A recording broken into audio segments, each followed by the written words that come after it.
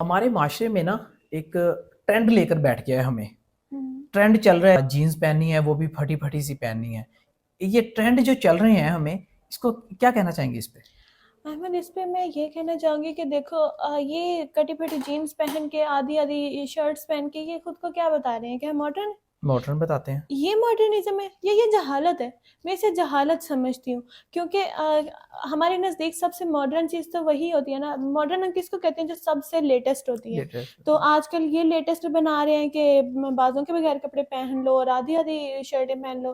یہ ماڈرنزم نہیں ہے. سب سے لیٹسٹ دین جو ہے وہ دین اسلام ہے، اور اگر کوئی ماڈرن ہے تو وہ شخص ہے جو اس دین پہ چل رہا ہے. آپ دیکھیں کہ دین اسلام کب آیا؟ جب یہ اسی طرح کا ماحول تھا نا کہ لڑکیاں چست لباس پہنتی تھیں، اور اس طرح سے ہے کہ وہ لباس پہنا بھی ہوا تو برہنہ. تو ایسے ماحول میں جب اسلام آیا ہے تو وہ ماڈرن تھا. اور اگر آپ زمانہ جہالت کو فالو کر کے کہہ رہے ہیں کہ ہم ماڈرن ہیں تو معذرت کے ساتھ، بلکہ میں معذرت نہیں کروں گی، پھر آپ وہ ماڈرن نہیں ہیں، آپ جاہل ہیں کہ آپ ایک پرانی چیز کو جو اللہ پاک نے جس کو غلط قرار دیا، گناہ قرار دیا،